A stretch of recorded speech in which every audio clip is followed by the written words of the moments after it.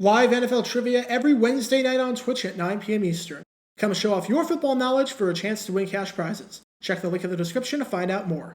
And now, on with our feature presentation.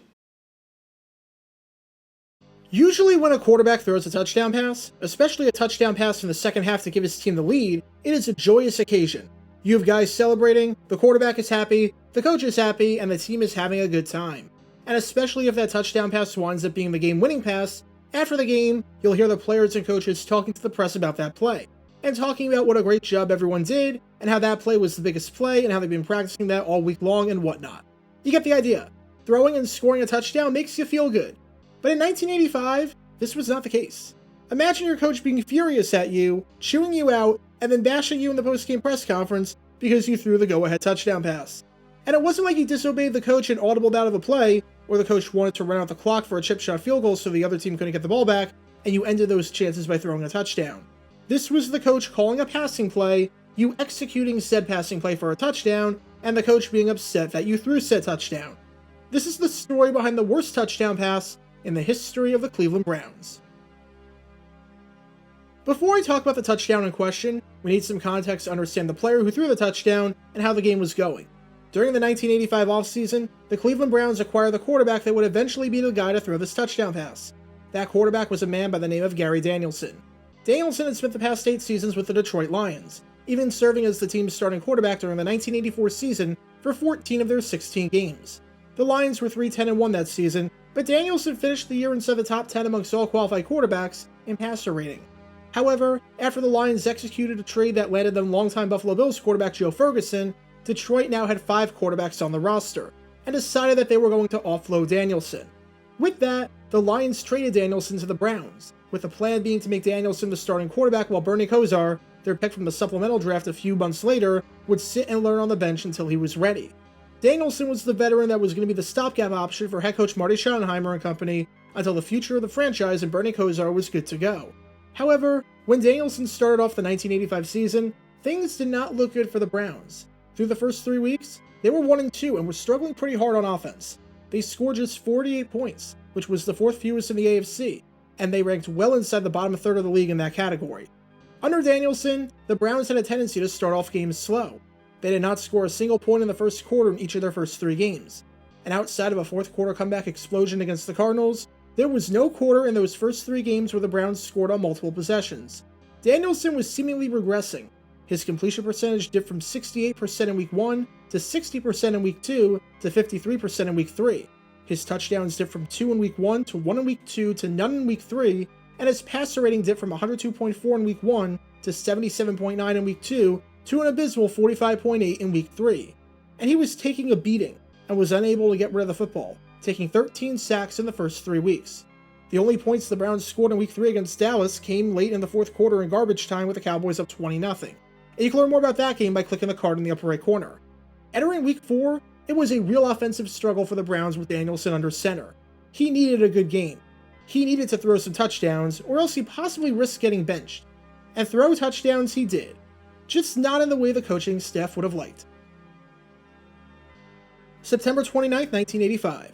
It's Week 4 of the NFL season, and we've got a matchup on our hands between the Cleveland Browns and the San Diego Chargers at Jack Murphy Stadium. This is a pretty big game for both teams. For the Browns, they're a game back of the Steelers for the lead in the AFC Central, so a win here would help them keep pace, and even take the division lead should the Steelers lose on Monday night against the Bengals, which they eventually did. As for the Chargers, the good news is that they entered this game at 2-1. The bad news is that there's 3 other teams in the division with a 2-1 record, so it seems at this early point that there's not a whole lot of room to slip up. And early on, it seemed like things could not start off better for the Browns. On the very first play from scrimmage, Kevin Mack took the pitch and ran 61 yards to get the Browns in the red zone. As a side note, to learn more about the career of Mack, including his remarkable comeback in 1989, click the card on the upper right corner. However, after a catch and fumble by Clarence Weathers, the Chargers got the ball back. You be the judge as to whether or not this was actually a catch and fumble, whether or not Weathers made a football move, and whether or not this would have been overturned if this took place 1 year later when instant replay became a thing. Regardless, the Chargers got the ball for the first time all game, and were able to drive it all the way down the field, with the drive ending in a 55-yard touchdown pass by Dan Fouts to Jesse Benross on a pump fake so effective that it not only fooled the Browns defense, but fooled the cameraman pretty badly too. This was the first touchdown that Benross ever scored in his career, so you can understand why he was celebrating pretty intensely afterwards. The first half ended with the two teams tied at 7 apiece, thanks to a 10-yard touchdown run by Kevin Mack in the second quarter. However, this half was pretty notable because on the second drive, just moments after throwing the touchdown pass to Bendros, Fouts had to leave the game with an injury, and was replaced by Mark Herman. With Fouts out and with the way the Browns had played offensively to start the season off, this had all the makings of a low-scoring affair. It seemed like whoever would be able to strike first in the second half would have the upper hand for the rest of the game. The good news was that the team that would get this advantage would be the Cleveland Browns. The bad news was that it happened much to the dismay of Coach Schottenheimer. After forcing a stop, when the Browns got the ball to start off the second half, they were starting near their own 20-yard line, needing to drive just under 80 yards to find the end zone for the second time today. Thanks to some strong running from the likes of Earnest Byner and Kevin Mack, one of the best 1-2 combinations in football at the position, they were able to pick up some quality yardage and keep the Chargers defense on the field at the start. Then, facing a key third down, Gary Danielson dropped back to pass, and in one of the best throws of his career, hit Lawrence Weathers perfectly in stride for a 48-yard gain to get the Browns into the red zone. Just like that, the Browns were in a fantastic position to take their first lead of the day. After Byner picks up 4 yards on first down, the Browns are facing 2nd and 6 at San Diego's 11-yard line. Remember the situation at hand. The Chargers have been unable to move the ball with Fouts out and Herman in the game. The Browns could take the lead with any points, and they were well within field goal range. And it was 2nd down, so it's not even like the Browns had to do anything here. If there's nothing there, Danielson can more than afford to eat it, or throw it away and live another day to bring up 3rd and incredibly manageable. What happened next somehow worked, but absolutely infuriated Coach Schottenheimer, who gave his quarterback an earful after this play. Roll the tape. We've now got Gary Danielson, 55, at the left inside linebacker for the Chargers, replacing Greens. Danielson trips, throws, and look at this for a touchdown, Byner! What a remarkable effort by Earnest Byner! And Schottenheimer says, all right. It was a sensational effort by Byner, but I want to tell you something. Gary Danielson makes the most remarkable throw I've ever seen a quarterback make in my life. Look at that. He is flat airborne when he throws this ball to Byner. And then, Jay, as you said, watch the effort here by Earnest Byner. Breaks 2 tackles there, saunters into the end zone.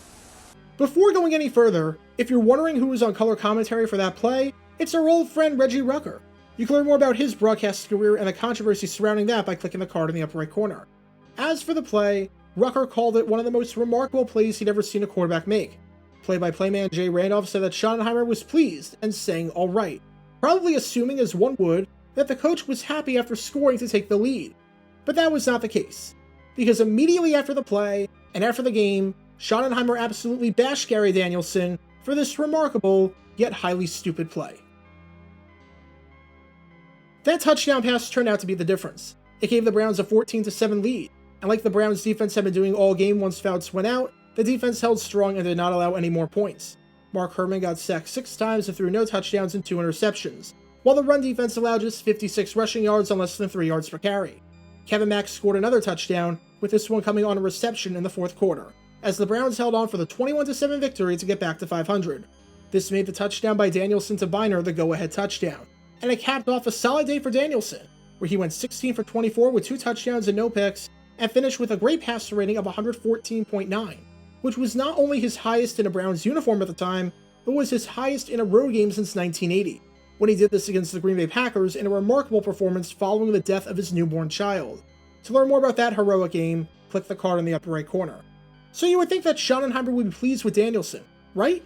You'd think he'd be singing his praises, talking about how good of a game he played, and how that touchdown pass was a great play of athleticism, and show just what Danielson can bring to the team. But that's where you'd be wrong. Because after the game, even though the Browns won, and even though Danielson played well, Schottenheimer spent the majority and the bulk of the press conference criticizing his quarterback for making that play. He had no positive words. He was flat out appalled and disgusted at his quarterback, and he let him know. Schottenheimer called it a bad play, and said that Danielson decided to throw it as he was falling down. As Schottenheimer continued, that could have been intercepted. It wasn't good judgment by Gary, and I told him so. I don't ever want to see that again. Imagine throwing a touchdown pass when your job is already on the line, since your successor is waiting in the wings and is dying for his opportunity, and instead of the touchdown saving your job, it gets you one step closer to losing it. Now, to be fair, Danielson agreed that this was a bad play, saying that he should have eaten the football, that in retrospect it was not the best of plays, and that this was reminiscent of his time on the golf course when he thinks he can drive it through the trees. Still, Schottenheimer's reaction, both from the post-game press conference and in the immediate aftermath when he was yelling what Jay Randolph thought was a happy scream, says everything. The play was a disaster that worked, and unfortunately for Danielson, it would be one of the last touchdown passes he ever threw with the Browns. Despite the admittedly awful play that Schottenheimer was disgusted at, Danielson started the following week against the New England Patriots. However, he did not have a great game. Even though the Browns won 24-20, Danielson threw no touchdowns and 1 interception, and finished with a passer rating of 64.4. And most importantly, midway through the game, Danielson suffered a shoulder injury, and got pulled because of it for Bernie Kosar, officially beginning a brand new era in Cleveland.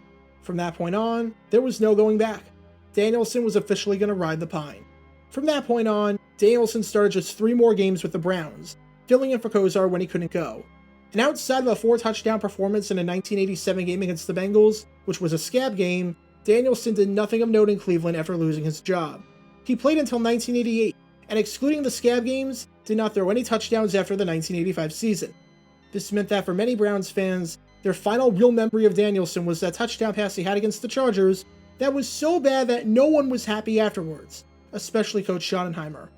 On one hand, you can completely understand where Schottenheimer was coming from. It's an incredibly stupid and boneheaded play. To do that on 2nd down in a tie game when you're in field goal range and don't need to do a whole lot offensively to win, and to throw it up underhanded and up for grabs while falling down is really, really bad judgment. On the other hand, 6 points is 6 points no matter how they come. And especially for a Browns offense that was struggling heavily at this point, they would take any touchdown that they could get. For some, they remember this play as a remarkable display of athleticism and maybe the best and most exciting touchdown of Gary Danielson's career. For others, however, especially Coach Schottenheimer, they remember this as the worst and ugliest touchdown in the history of the Browns franchise. Get your official Jaguar Gary 9 merchandise by going to jg9shop.com, and be sure to like this video, ring the notification bell, subscribe down below if you haven't already, as it helps the channel out a lot, and be sure to check out Twitch every Wednesday night at 9 p.m. Eastern for your chance to play NFL Trivia and win cash prizes, link in the description below. If you want to see videos like this condensed down to 60 seconds, then follow me on TikTok at JaguarGator9, and subscribe to 60-Second NFL History on YouTube. To see highlight videos of players throughout the history of the NFL, subscribe to JG9 Highlights. Also, special thanks to all of our Patreon supporters for helping out the channel. Your support is greatly appreciated. See how you can become a patron and request future video topics in the description below.